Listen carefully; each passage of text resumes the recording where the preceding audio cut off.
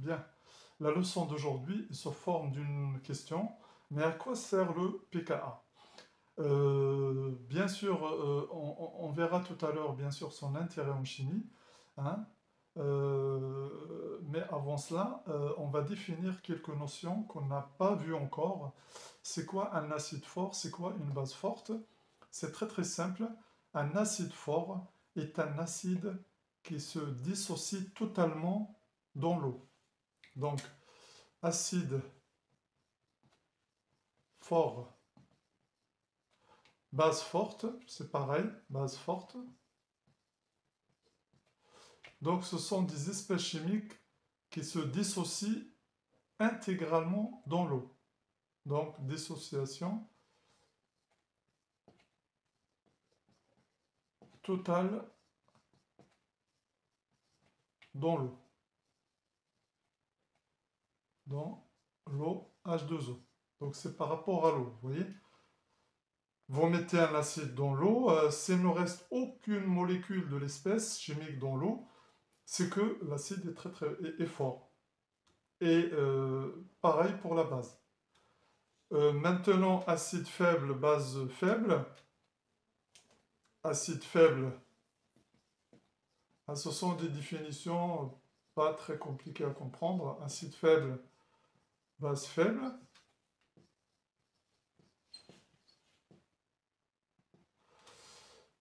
Et bien, dans ce cas-là, c'est le contraire de la définition de tout à l'heure, c'est-à-dire un acide faible ou bien une base faible. Ce sont des espèces chimiques dont la dissociation est partielle. Donc dissociation partielle, dissociation partielle, dissociation partielle dans l'eau. Ça veut dire quoi partielle? Dissociation partielle dans H2O. Toujours c'est par rapport à l'eau. Ça c'est important. Pas par rapport à autre chose. Le solvant c'est toujours l'eau et je l'entoure parce que c'est important. Vous voyez tout. Bien, maintenant, on va écrire la mise en solution, bien sûr, d'un acide pour définir ce que c'est que la constante d'acidité, d'acidité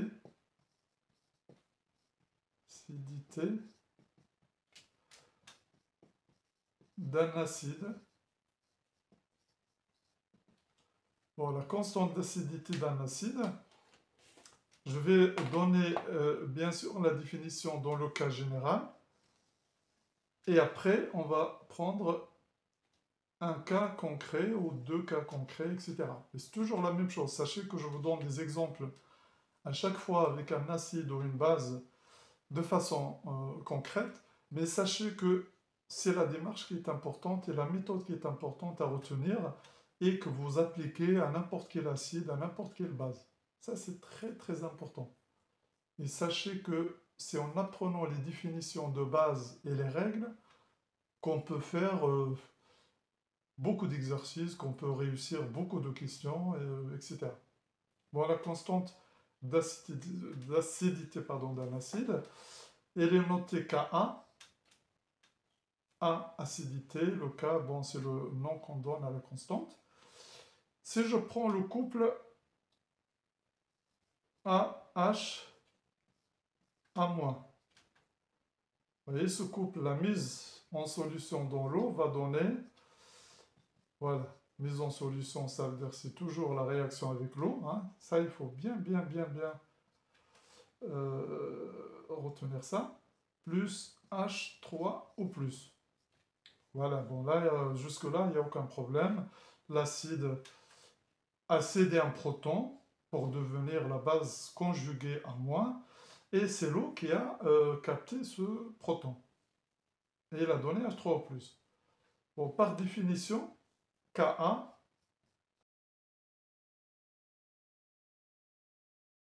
c'est la concentration bien sûr de A-, et la concentration de H3O+, comme ça, sur la concentration de l'acide.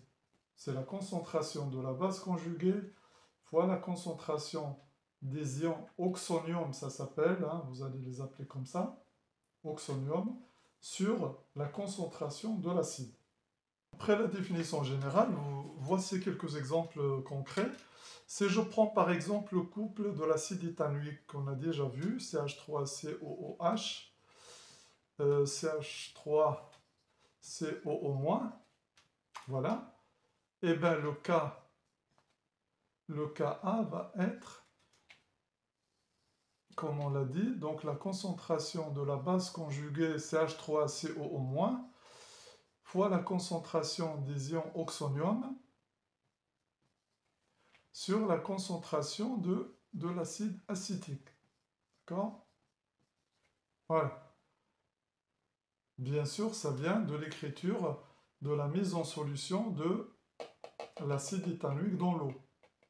Vous voyez, hein, je vais l'écrire. Hein. Donc CH3COOH plus H2O, c'est-à-dire la mise en solution, et bien ça donne CH3COO- plus H3 ou plus. Voilà. Et donc la constante, ça s'écrit bien sûr de cette façon-là. Si je prends maintenant le couple NH4 plus NH3, eh ben c'est pareil, si j'écris NH4 plus... Non. Si je prends par exemple le couple NH4 plus NH3, eh ben j'écris bien sûr la mise en solution de l'acide. Donc NH4 plus H2O, il va me donner NH3 plus H3 ou plus. La mise en solution me donne ça, vous voyez. Donc il y a perte d'un proton gagné par l'eau, et ça donne cette équation. Donc Ka, ici, on peut l'écrire, c'est toujours la concentration de la base conjuguée fois la concentration des ions oxonium divisé par la concentration, bien sûr, de l'acide. Voilà. Donc, ça, c'est l'écriture de la constante d'acidité pour n'importe quel acide. Sachez qu'il faut d'abord écrire la mise en solution de l'acide, et après, ben, vous exprimez, bien sûr, vous écrivez l'expression de Ka comme il a été donné dans le cas général, et comme il est donné dans ces cas concrets, avec des acides, bien sûr, qu'on connaît. Maintenant, juste une petite question. Vous voyez que dans la constante d'acidité, Ka, c'est la base conjuguée qui est au numérateur. Vous voyez? Voilà. Et l'acide, elle est au dénominateur, là. Vous voyez? Là et là. Donc, que fait l'acide si Ka augmente? Donc, vous voyez que plus Ka a une valeur très grande, plus l'acide a été dissocié de façon importante. C'est-à-dire, pour que ce rapport soit grand, il faut que le dénominateur soit plus faible. Donc, plus Ka est grand, plus la force de l'acide est grande. D'accord? Je répète, vous avez la concentration de l'acide au dénominateur. Donc, si cette concentration est faible, ça veut dire que Ka est grande. La constante Ka est grande. Donc, vous voyez que je vais l'écrire pour un petit peu montrer ça.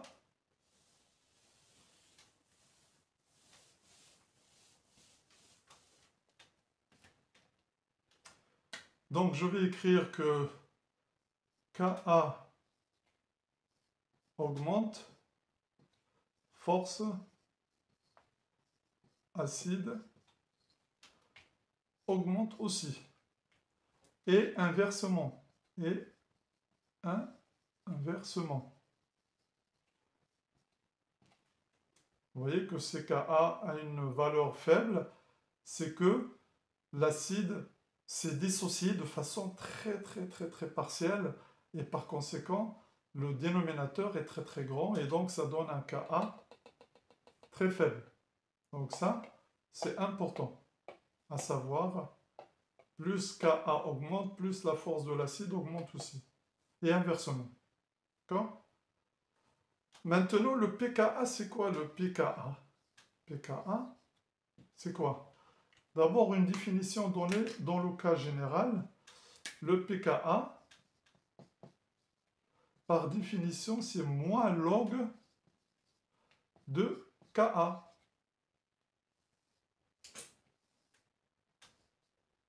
Voilà. J'ai oublié de donner une information, c'est que le Ka n'a pas d'unité. Le Ka n'a pas d'unité.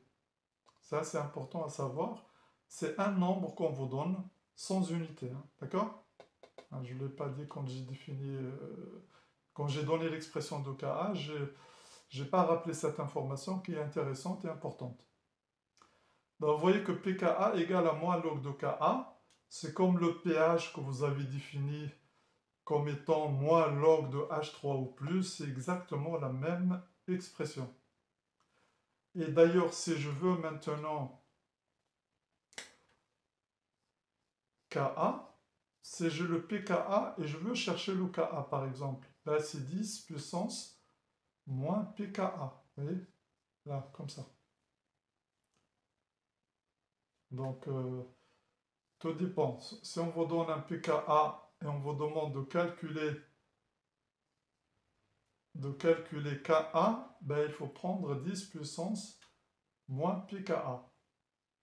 Donc ça, c'est la définition mathématique de pKa, qui vient bien sûr de Ka, dont la définition a été donnée auparavant. Maintenant, que fait l'acide? C'est le pKa augmente par exemple. Si le pKa augmente, vous voyez, si le pKa augmente, là j'ai un moins, vous voyez, regardez, si le pKa augmente ici, que fait le Ka? Il diminue, parce que c'est moins pKa, vous voyez, parce que c'est 1 divisé par 10 puissance pKa, vous voyez? C'est-à-dire, on peut écrire ça comme ça, si vous voulez, 1 sur 10 pKa, comme ça. Vous voyez, mathématiquement, c'est très très facile à comprendre. Si le pKa augmente, ça veut dire que 10 puissance pKa va être très très grand. Et 1 divisé par quelque chose de très grand, c'est que Ka va diminuer, si vous voulez. Plus pKa augmente, plus Ka diminue, et plus la force de l'acide, force acide, qu'est-ce qu'il fait puisque Ka baisse, plus que la force de l'acide baisse aussi. Donc pour résumer, lorsque vous avez un pKa très très grand, c'est que l'acide est très très faible. Et inversement. Donc vous voyez que ils vont dans le sens inverse. Là, vous avez la flèche qui augmente. Là, vous avez la force qui diminue. Donc ça, c'est très important à savoir. Et ça vient bien sûr de cette équation-là et de celle-là. Donc j'espère que vous avez compris un petit peu ça. Et à partir de là, vous allez voir que on va donner beaucoup de règles en chimie concernant bien sûr la valeur de pKa. Bien. Parmi les premières applications de pKa, c'est bien sûr le diagramme de prédominance acide-base. Qu'est-ce que cela signifie? Eh bien, si je prends le cas général, soit un couple AH A-, dans le cas général, bien entendu, qui a pour valeur de pKa, bien sûr, une valeur donnée. Hein, sachez que les valeurs de pKa du couple acide-base sont données, bien sûr, dans la littérature. Vous pouvez les trouver dans des livres, vous pouvez les trouver un peu partout. Eh bien, comment définir le domaine de prédominance? Ça veut dire quoi le domaine de prédominance? Ça veut dire en fonction du pH de la solution, quelle est l'espèce qui va dominer? Est-ce que c'est la base, qui est en très grande quantité par rapport à l'acide, ou bien c'est l'acide qui est en très grande quantité par rapport à la base. Ça veut dire c'est lui qui domine, sa quantité domine. Et bien pour cela, bien sûr, on trace un axe. Un axe. Il faut toujours être appliqué l'axe pH. Bien entendu, il y en a qui notent pas les graduations, qui notent pas bien sûr ce qui est sur l'axe. Le pH va de 0 à 14. Vous faites ça et vous mettez la valeur de pKa. Admettons, c'est ici la valeur de pKa. Le pKa va avoir une valeur, soit 2, 3, 4, en tout cas une valeur entre 0 et 14. Eh bien, vous placez le pKa sur cette échelle, et bien, ce qui domine à droite pardon, de pKa, ce qui domine ici, c'est toujours la base. Donc, vous notez ici A-. Et ce qui domine à gauche, c'est l'acide, AH. Voilà, donc ça vient bien sûr de l'expression de pKa, etc. Mais c'est toujours comme ça, la base à droite et l'acide à gauche. Après, vous trouvez dans certains livres un pKa plus ou moins quelque chose, etc. Ici, vous avez un domaine quand même où les deux sont à égalité, vous voyez. Mais nous, vous allez voir cette année un peu cette échelle-là. Et souvent, on vous le demande à l'examen, il faut le donner sous cette forme-là. Sachez qu'à la valeur de pKa, il y a autant de AH que de A-, ici. Et donc, si on va à gauche, ben, il y a plus de AH. Si on va à droite, il y a plus de A-, plus de bases conjuguées. Je prends maintenant un exemple concret. CH3COH, comme ça. CH3COO-. Sachez que le pKa de ce couple, c'est 4,8, comme ça. Donc alors, si on vous demande donner le diagramme de prédominance, bien sûr, de ce couple, eh bien, tout simplement, vous tracez le diagramme que je vous ai montré tout à l'heure, hein, pH, comme ça. Vous graduez de 0 à 14. Voilà, donc 7, c'est à peu près le milieu, donc 4, 8, c'est à peu près là, hein, je ne respecte pas l'échelle, mais 4, 8 ici, comme ça, pKa égale à 4,8. Donc, ici, ce qui domine, c'est l'acide. Acide. Ici, c'est la base. Et bien sûr, il faut donner les expressions aussi. Vous voyez, là, c'est l'acide, donc CH3COOH, ici. Et là, c'est CH3COO-. Voilà, et votre diagramme sera très très bien. J'aurais pu prendre aussi l'ammoniac. Bon, ça sera pareil, hein. L'ammoniac, pKa égale à 9,25. Vous voyez, je peux prendre aussi l'ammoniac si vous voulez, NH4+. Ça s'appelle les ions ammonium, NH4+. Ça, c'est l'ammoniac. Et ça, ce sont les ions ammonium. pKa, on a dit, c'est 9,25. C'est une valeur approchée. Et donc, quel est le domaine de prédominance? Après, je vais vous donner, bien sûr, mais à quoi sert de connaître le domaine de prédominance? Bon, il doit servir à quelque chose. Je vous le dirai juste après. Donc, pH, 14, 0. Donc, 9,25. Donc, 7 ici. On va dire c'est à peu près par là, comme ça. Donc, ici, j'ai l'acide, comme tout à l'heure. Hein, vous n'êtes pas obligé de marquer acide, mais vous pouvez marquer la formule directement. Alors, moi, je vous donne un petit peu les choses de façon complète. Après, vous pouvez marquer ici, c'est acide, bon, c'est NH4+. Hein. Surtout, notez-le. Et la base, c'est NH3. OK? Donc, quel est l'intérêt de connaître le domaine de prédominance? Vous avez une solution, par exemple, de l'acide CH3COH. Vous mesurez le pH, vous voyez le pH de la solution. C'est ce pH, il est entre 4,8 et 14, c'est-à-dire ici, on va dire, tiens, la solution, c'est-à-dire c'est la base qui domine dans cette solution-là, pas l'acide. Il y a beaucoup de CH3CO-. Si par contre le pH il est inférieur à 4,8, ça veut dire par là, on va dire que c'est l'acide qui domine, CH3COH, et à une quantité beaucoup plus grande que la base. Et pareil ici. Donc vous voyez que dans chaque solution, on peut estimer bien sûr les proportions de l'acide et de la base. Vous voyez, les estimer visuellement avec cette échelle-là. Donc ça, c'est une des applications très importantes bien sûr du pKa. D'accord? Autre application concernant le pKa, et par la même occasion, nous allons savoir ce que c'est que la règle de gamma, qui est très utilisée en chimie. D'abord, le diagramme pKa, sachez qu'il s'agit d'un axe vertical dirigé vers le bas et gradué en pKa. Sur ce diagramme, sur cet axe, il y a deux points importants, 0 et 14. 0 et 14. Le 0 correspond au couple H3O plus H2O, et puis le 14 correspond au couple H2O HO-.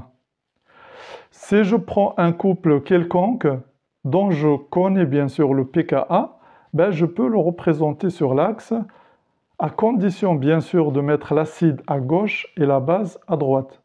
Faites très attention.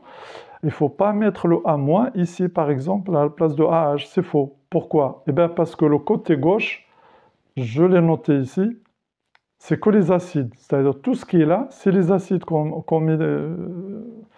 correspondant au couple. Et tout ce qui est là, ce sont les bases qui correspondent au couple. Voilà. Donc ça, c'est à bien savoir parce que c'est très important. Ensuite, vous avez une flèche là à gauche qui monte vers le haut et nous indique la force des acides. Plus le pKa baisse, c'est-à-dire on va vers là, plus l'acide est fort. Et plus le pKa augmente, plus l'acide est faible.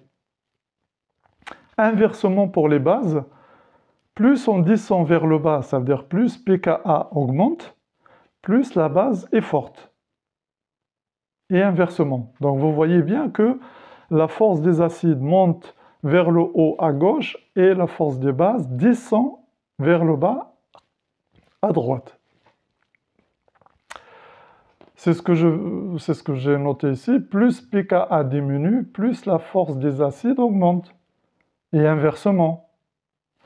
Plus pKa augmente, plus la force des bases augmente aussi, et inversement. Donc, ce que je viens d'exposer là, vous devez le connaître par cœur, parce que c'est très intéressant quand on va prévoir des réactions acido-basiques, par exemple, entre deux couples, quand on va parler de la règle de gamma, par exemple, vraiment, ce que je viens d'exposer là, vous devez, c'est pas compliqué à comprendre, vous devez juste retenir un petit peu les points importants, c'est-à-dire le 0, le 14, les couples qu'il y a là, etc. Une dernière chose, ici, tout ce qui est là, c'est-à-dire pKa inférieur à 0, ce sont des acides, et vraiment ce qu'on appelle acides forts. Vous voyez qu'ils vont se dissocier totalement dans l'eau, là. Vous voyez, fort, ça veut dire que, tout à l'heure, j'ai parlé d'acide faible, acide fort, mais là, lorsque le pKa est inférieur à 0, l'acide est fort. Ça veut dire qu'il va se dissocier totalement dans l'eau. D'accord? Et lorsqu'on est là en bas, ici, là, lorsque pKa est supérieur à 14, eh bien la base, c'est des bases fortes. Quand je dis fort et forte ici pour les bases, ça veut dire que la dissociation dans l'eau est totale. Elle n'est pas partielle. Et tout ce qui est entre 0 et 14, tout ce qui est entre 0 et 14 ici, eh bien, les acides ont des dissociations partielles. Les bases aussi. ici. D'accord? Donc pKa inférieur à 0, acide fort, dissociation totale dans l'eau, ça veut dire qu'il ne reste aucune molécule de l'acide. pKa supérieur à 14, base forte, ça veut dire dissociation totale, mais entre 0 et 14, aussi bien pour les acides que les bases, la dissociation est partielle. Ça veut dire que, si vous voulez, c'est ce qu'on a qualifié d'acide faible ou de base faible. D'accord? Voilà. Bien. Nous passons maintenant à la règle de gamma. Qu'est-ce que cela signifie? C'est quoi gamma? Bon, gamma, c'est une lettre grecque. Hein. Vous avez déjà rencontré cette lettre. C'est une lettre de l'alphabet grec. Ah, gamma. Voilà, il s'écrit comme ça. Voilà, je viens de représenter l'axe vertical des pKa, c'est-à-dire le diagramme avec le 0, le 14, les couples. Sachez que vous n'êtes pas obligé de mettre ces couples-là que je viens de mettre, hein, H2O, H-, H3O+, H2O. Bon, enfin, je les mets à chaque fois pour que, à force, vous allez les retenir, donc c'est bien pour savoir le remplacement dans le diagramme pKa. Mais sur ce que je vais montrer sur gamma, ils n'ont aucun rôle dans cette explication-là. Mais c'est important de savoir où il se trouve. D'accord? Bien, je vais prendre deux couples qu'on a déjà rencontrés, CH3COOH. Bon, voilà, CH3COO-. Sachez que le pKa de ce couple, vous le trouvez dans les livres, etc., c'est 4,8. NH4 plus NH3, ben, le pKa de ce couple, je peux les appeler pKa1, pKa2, d'accord, le couple 1, le couple 2, comme ça on est repéré. Donc c'est à peu près 9, 25, voilà, d'accord. Bien, alors la réaction maintenant, entre ces deux couples, ça dépend des réactifs. On l'a déjà dit dans la précédente leçon. Pour les réactions acido-basiques, est-ce que j'ai à ma disposition les réactifs CH3COOH et NH3, c'est-à-dire l'acide du premier couple et la base du second couple, ou bien j'ai la base du premier couple et l'acide du deuxième couple? Vous allez voir que ça n'est pas du tout la même réaction lorsqu'on utilise le diagramme pKa. C'est ça son intérêt, mais vraiment capital, quoi. C'est vraiment, il faut savoir ça. D'accord? La première chose à faire, je vais supposer que j'ai le couple CH3COH comme réactif, et après je prends l'inverse, et NH3 comme réactif. Ça a été traité dans la leçon précédente, hein, concernant les acides et les bases au sens de Bronsted. Si vous avez des problèmes, consultez la leçon, vous allez voir, vous allez comprendre ça. Donc la première chose à faire, c'est de représenter les couples sur l'axe de pKa, en respectant les valeurs qui sont là. Je ne vais pas respecter l'échelle, mais je vais les représenter. Bon, 7 c'est au milieu, on va dire 4, 8 c'est à peu près là. Donc ici j'ai 4, 8 là, d'accord? Et 9, on va dire là, hein. Sachez que l'échelle n'est pas bien respectée ici, mais c'est pour comprendre la méthode. Et qu'est-ce que vous faites après? Ensuite, vous notez les couples. Bon, là j'ai CH3COOH. Vous voyez l'acide à gauche, la base conjuguée à droite. Bon, ça, vous avez compris que à droite, on écrit les bases et à gauche, on écrit les acides. Pour 9,25, l'acide, c'est NH4+, et la base, c'est NH3. D'accord? Donc, lorsque vous avez entouré les réactifs ici, dans les couples, eh ben, c'est très bien de les entourer aussi sur l'axe pKa. Donc, qu'est-ce que j'ai comme données dans ce couple? C'est-à-dire comme réactif. Hein? J'ai l'acide, donc je l'entoure comme ça. Vous pouvez l'entourer, vous pouvez souligner, vous pouvez... Plein de méthodes, vous pouvez rien faire non plus, mais bien comprendre ça. NH3, je l'ai comme réactif. Voilà. Donc, sachez que la règle de gamma, vous voyez, ça va réagir avec ça. Donc, je fais un trait comme ça. Vous voyez, comme ça. Là. Vous voyez, c'est comme je vais vers là. Comme j'ai 9,25. Vous voyez, comme ça. Et après, vous tournez comme ça et ça donne ça. Donc, vous voyez, ça réagit avec ça. Vous voyez? Et ça donne ça plus ça. D'accord? Donc voilà, donc la flèche, comme ça va vers NH3. Donc ça plus NH3, ça donne NH4+, plus CH3CO-. Ça s'appelle gamma à l'endroit. À l'endroit, c'est comme ça. Gamma à l'endroit, cela veut dire que la réaction est totale. Réaction totale. Vous voyez, totale, ça veut dire que elle est très très favorisée et une fois qu'on mélange ça avec ça, après il ne reste plus de réactif. Réaction totale. Et la plus favorisée aussi, vous voyez, vous pouvez trouver ça aussi. C'est la plus favorisée, d'accord? Voilà, à l'endroit, comme ça. Si on tourne comme ça, des réactifs vers les produits, c'est que c'est très bien.